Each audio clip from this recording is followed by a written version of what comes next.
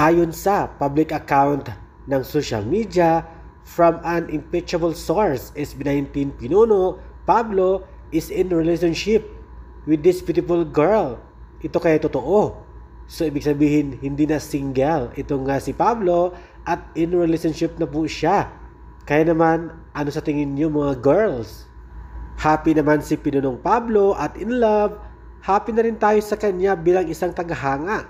Hindi lang kay Pablo kundi sa SB19.